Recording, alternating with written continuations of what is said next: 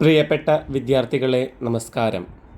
Sree Narayana Guru open യൂണിവേഴ്സിറ്റിയുടെ MA മലയാളത്തിൻ്റെ വൈദേശിക സാഹിത്യ സിദ്ധാന്തങ്ങൾ എന്ന പേപ്പറിലെ പ്രീവിയസ് ക്വസ്റ്റ്യൻ പേപ്പറാണ് നമ്മൾ ചർച്ച ചെയ്യുന്നത്. ആദ്യമായി അരപ്പുറത്തിൽ ഉത്തരമെഴുതാനുള്ള ചോദ്യങ്ങൾ നോക്കാം. ഒന്നാമത്തെ ചോദ്യം, കഥാർസിസ് എന്നാൽ എന്ത്? കഥാർസിസ് എന്നത് ഒരു ഗ്രീക്ക് പദമാണ്. അതിനർത്ഥം വിരേചനം എന്നാണ്.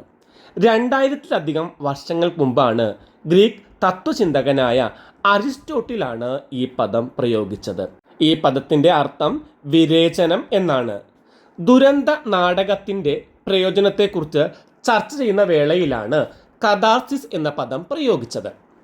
ദുരന്ത നാടക അനുഭവം അനുവാചകരിൽ സൃഷ്ടിക്കുന്ന വൈകാരിക അനുഭവത്തെയാണ് കഥാർസിസ് എന്ന് വിളിക്കുന്നത്.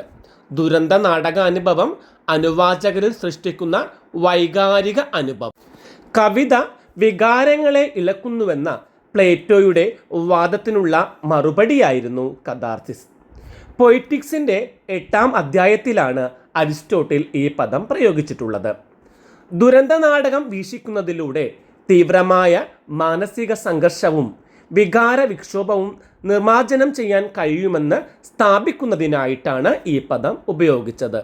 ദുരന്ത നാടകം വീക്ഷിക്കുന്നതിലൂടെ തീവ്രമായ മാനസിക സംഘർഷവും വികാര വിക്ഷോഭവും നിർമ്മാർജ്ജനം ചെയ്യാൻ കഴിയുമെന്ന് സ്ഥാപിക്കാൻ വേണ്ടിയായിരുന്നു ഇത്.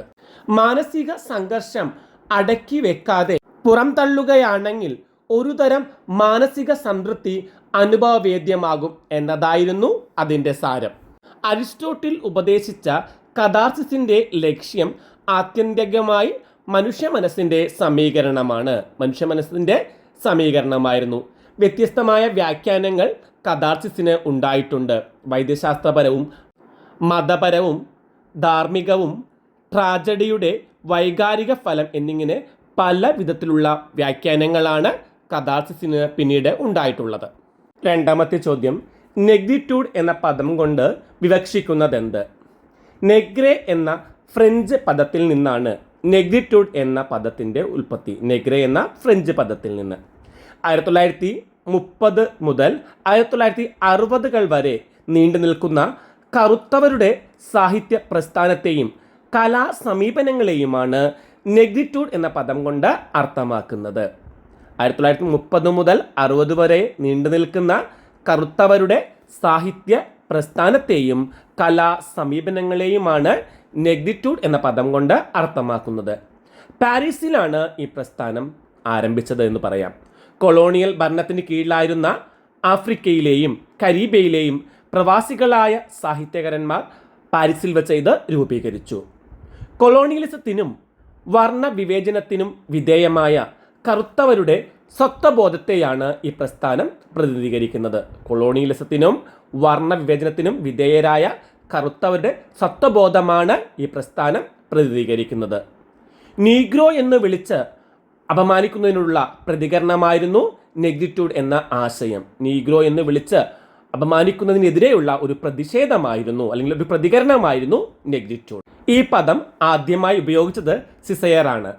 അദ്ദേഹത്തിൻ്റെ പ്രസിദ്ധീകരിക്കപ്പെട്ട ആദ്യ കൃതിയായ മാതൃഭൂമിയിലേക്കുള്ള മടക്കത്തെക്കുറിച്ചുള്ള കുറിപ്പുകൾ എന്ന കവിതയിലാണ് ഈ പദം പ്രയോഗിച്ചിട്ടുള്ളത്.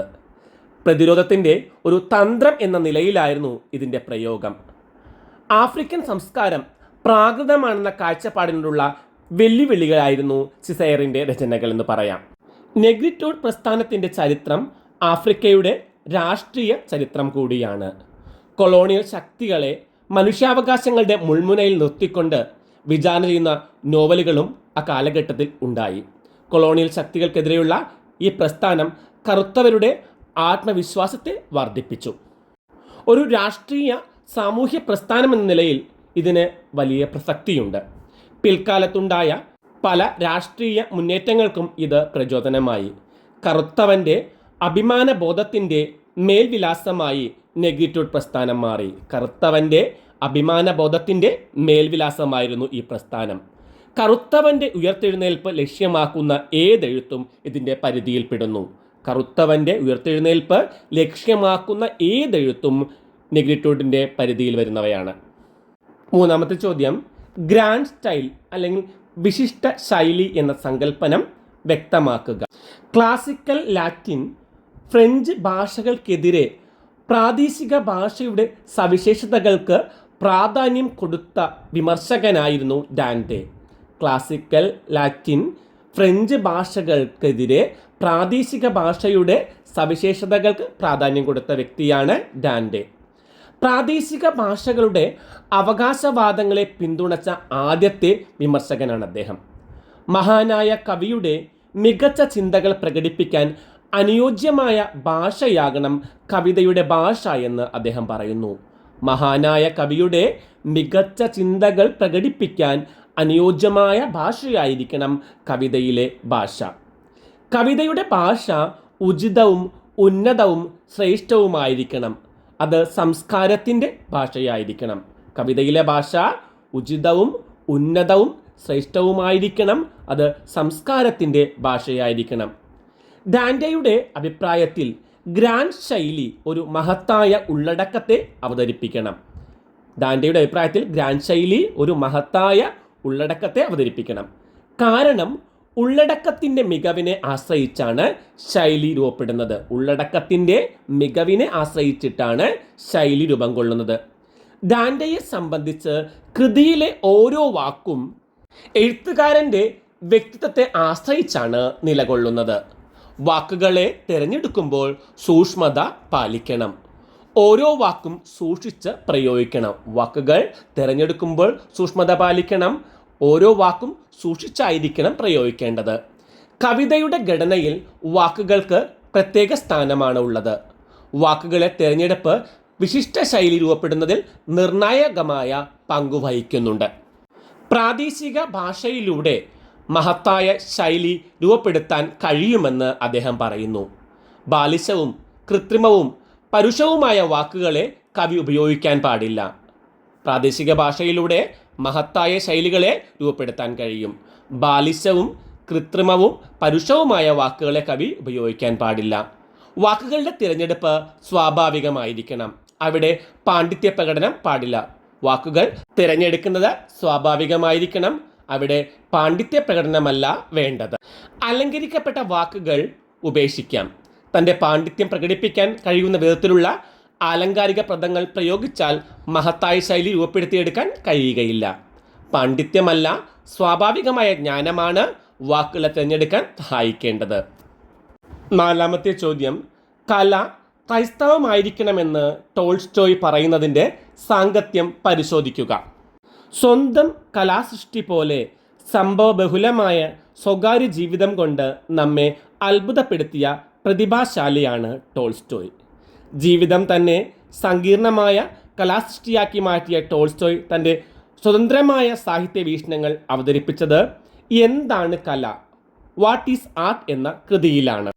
ഈ കൃതിയിലൂടെ ലോക സാഹിത്യത്തിലെ പല വിഗ്രഹങ്ങളും തകർക്കുകയും സ്വന്തം കലാസൃഷ്ടികളെ തള്ളിപ്പറയുകയും കലക്ക് ക്രൈസ്തവ പരിവേഷം നൽകുകയും ചെയ്തു ടോൾസ്റ്റോയ്. സ്വന്തം കലാസൃഷ്ടികളെ പോലും തള്ളിപ്പറഞ്ഞുകൊണ്ട് ക്രൈസ്തവ പരിവേഷം കലക്ക് നൽകുകയാണ് ടോൾസ്റ്റോയ് ചെയ്തത്. കല കലക്കു വേണ്ടി എന്ന് വാദിച്ച വാൾട്ടർ പേറ്റർ, ഓസ്കാർ വൈൽഡ് എന്നിവരുടെ എതിർ ധ്രുവത്തിലാണ് ടോൾസ്റ്റോയ് നിൽക്കുന്നത്. സർഗാത്മക കൃതികളിൽ മാനുഷികമായ എല്ലാ വ്യവഹാരങ്ങളിലെയും തൻ്റെ സർഗാത്മക ശക്തിയെ തുറന്നുവിട്ട ടോൾസ്റ്റോയ് വിമർശന സമീപനത്തിൽ മനുഷ്യ വ്യവഹാരത്തിൻ്റെ സമസ്ത മണ്ഡലങ്ങളെയും തൻ്റെ മതാത്മക ബോധത്തിലേക്ക് വെട്ടിച്ചുരുക്കുകയായിരുന്നു. കല ധർമാധിഷ്ഠിതമാണെന്നുള്ള പ്രഖ്യാപനമാണ് എന്താണ് കല എന്ന ഗ്രന്ഥത്തിൽ കാണാൻ കഴിയുന്നത്. ഉത്തമ കലയിൽ രണ്ട് വികാരങ്ങളാണ് ഉള്ളത്. ഒന്നാമതായി മനുഷ്യരെല്ലാം ദൈവസന്തതികളാണെന്നും അവർ സഹോദരങ്ങളാണെന്നുമുള്ള ബോധത്തിൽ നിന്ന് ഉൾപ്പെടുന്ന വികാരം. സാധാരണങ്ങളും മൗലികങ്ങളുമായ സരള വികാരങ്ങളാണ് രണ്ടാമത്തെ വിഭാഗത്തിൽ പെടുന്നത്. കോമൺ ആൻഡ് സിമ്പിൾ ഫീലിങ്സ് എന്ന് പറയാം. ഇപ്പറഞ്ഞതിൽ ആദ്യത്തെ വികാരമാണ് ഏറ്റവും ഉത്തമമായ കലയുടെ ഉറവിടം. ഇതിൽ ആദ്യത്തേതാണ് ഏറ്റവും ഉത്തമമായ കലയുടെ ഉറവിടം. അത് മനുഷ്യരെല്ലാം ദൈവസന്തതികൾ ആണ് എന്നത്. ക്രൈസ്തവം എന്ന വാക്കിന് സർവജനീനത എന്നാണ് ടോൾസ്റ്റോയ് അർത്ഥമാക്കുന്നത്. ക്രൈസ്തവം എന്ന വാക്കിന് സർവജനീനത എന്ന അർത്ഥമാണ് കൊടുക്കുന്നത്. യാതൊരു കലാസൃഷ്ടിയും കാലദേശങ്ങൾക്കും ഭാഷയ്ക്കും സംസ്കാരത്തിനും അതീതമായ ലോക ജനതയുടെ മനസ്സിൽ സമാനമായ അനുഭവങ്ങൾ സൃഷ്ടിക്കണമെന്നാണ് കല ക്രൈസ്തവമായിരിക്കണം എന്ന് പറയുമ്പോൾ ടോൾസ്റ്റോയ് ഉദ്ദേശിച്ചത്. ഒന്നും കൂടി പറയാം. ഏതൊരു കലാസൃഷ്ടിക്കും കാലദേശങ്ങൾക്കും ഭാഷയ്ക്കും സംസ്കാരത്തിനും അതീതമായിരിക്കണം. അത് ലോക ജനതയുടെ മനസ്സിൽ സമാനമായ അനുഭവങ്ങൾ സൃഷ്ടിക്കുന്നതായിരിക്കണം എന്നർത്ഥമാണ് കല ക്രൈസ്തവമായിരിക്കണം എന്നുകൊണ്ട് ടോൾസ്റ്റോയ് അർത്ഥമാക്കുന്നത്. ടോൾസ്റ്റോയുടെ അഭിപ്രായത്തിൽ എല്ലാ വികാര സംക്രമണവും കലയല്ല. മനുഷ്യൻ്റെ മതാവബോധത്തിൽ നിന്ന് എടുക്കുന്ന വികാരങ്ങൾ മാത്രമേ സംക്രമണയോഗ്യം ആവുകയുള്ളൂ. അതായത് കലയിലെ വികാരം മതനിഷ്ഠമായിരിക്കണം. ഇവിടെ ടോൾസ്റ്റോയ് മതാവബോധം എന്ന് ഉപയോഗിക്കുന്നത് അതിൻ്റെ സങ്കുചിതമായ അർത്ഥത്തിലല്ല. അത് ഏതെങ്കിലും ഒരു ജനവിഭാഗത്തിൻ്റെയോ ഒരു വർഗത്തിൻ്റെയോ ഒരു ദേശത്തിൻ്റെയോ ഒരു മതത്തിൻ്റെയോ അവബോധമല്ല. കച്ചവടക്കാരനോ ഉദ്യോഗസ്ഥനോ റഷ്യക്കാരനോ ജപ്പാൻകാരനോ റോമൻ കത്തോലിക്കനോ ബുദ്ധമതക്കാരനോ എന്ന വ്യത്യാസമില്ലാതെ ഏവർക്കും അഭിഗമ്യമായ ഒരു അവബോധമാണത്. മനുഷ്യരെല്ലാവരും ദൈവപുത്രന്മാരാണെന്ന ധാരണയിൽ നിന്ന് ഉടലെടുക്കുന്ന ഒരു അവബോധമാണ്. ഇതിനെ ടോൾസ്റ്റോയ് ക്രൈസ്തവ ബോധം എന്ന് വിളിക്കുന്നു. അഞ്ചാമത്തെ ചോദ്യം, നിക്ഷോപല സിദ്ധാന്തം ടച്ച് സ്റ്റോൺ മെത്തേഡ് വിവരിക്കുക. മനുഷ്യ സംസ്കാരത്തെ സമ്പന്നമാക്കുന്നതിൽ മതത്തേക്കാൾ വലിയ പ്രാധാന്യം വഹിക്കുന്നത് കവിതയാണെന്ന് മാത്യു അർണോൾഡ് അഭിപ്രായപ്പെട്ടിട്ടുണ്ട്. മനുഷ്യ സംസ്കാരത്തെ സമ്പന്നമാക്കുന്നതിൽ മതത്തേക്കാൾ വലിയ പ്രാധാന്യം വഹിക്കുന്ന ഒന്നാണ് കവിത എന്ന് മാത്യു അർണോൾഡ്. കവിതയെ അദ്ദേഹം രണ്ടായി തിരിക്കുന്നു. ഉത്തമമായ ക്ലാസിക് കവിതയും താഴ്ന്ന തരം ക്ലാസിക് കവിതയെന്നും. ഉത്തമമായ ക്ലാസിക് കവിത, രണ്ടാമത്തേത് താഴ്ന്ന തരം ക്ലാസിക് കവിത. ഉത്തമമായ കവിതയെ തിരിച്ചറിയാനുള്ള മാർഗം എന്ന നിലയിലാണ് നിക്ഷോപല സിദ്ധാന്തം അല്ലെങ്കിൽ ടച്ച് സ്റ്റോൺ മെത്തേഡ് അദ്ദേഹം പറയുന്നത്. ഡാൻറ്റെ, ഷേക്സ്പിയർ, മിൽട്ടൺ തുടങ്ങിയ മഹാകവികളുടെ കാവ്യഭാഗങ്ങളോ വരികളോ എടുത്ത് മറ്റു കവികളുടെ രചനയ്ക്ക് തുല്യത പാലിക്കുന്നുണ്ടോ എന്ന് പരിശോധിക്കുന്നതാണ് ഇത്. ആരുടെയെല്ലാമാണ്? ഡാൻറ്റെ, ഷേക്സ്പിയർ, മിൽട്ടൺ തുടങ്ങിയ മഹാകവികളുടെ കാവ്യഭാഗങ്ങളോ വരികളോ എടുത്ത് മറ്റ് കവികളുടെ രചനകളോട് തുല്യത പാലിക്കുന്നുണ്ടോ എന്ന് പരിശോധിക്കുന്നത്. താരതമ്യത്തിനും വിധി നിർണയത്തിനുമുള്ള ഈ മാർഗം ഏറെ വിമർശനങ്ങൾക്ക് കാരണമായിട്ടുണ്ട്. ഒരു സാഹിത്യ വിമർശകൻ എന്ന നിലയിൽ ധാർമ്മിക മൂല്യപരമായ ആദർശാത്മകതയുടെ പ്രബല വക്താവായിരുന്നു മാത്യു അർണോൾഡ്. മതത്തിൻ്റെ യാഥാസ്ഥിതിക പാരമ്പര്യത്തെയും ശാസ്ത്രത്തിൻ്റെ വസ്തുനിഷ്ഠത സ്വീകരിക്കാത്ത ഒരു ഹ്യൂമനിസ്റ്റ് ആയിരുന്നു അദ്ദേഹം.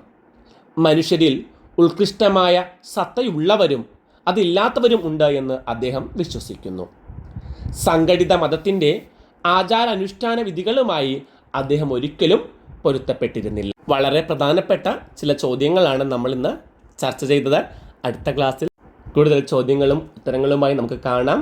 എല്ലാവർക്കും ഒരിക്കൽ കൂടി നന്ദി, നമസ്കാരം. ക്ലാസ് ഇഷ്ടമായെങ്കിൽ ലൈക്കും ഷെയറും കമൻറ്റും എല്ലാം പ്രതീക്ഷിക്കുന്നു കേട്ടോ.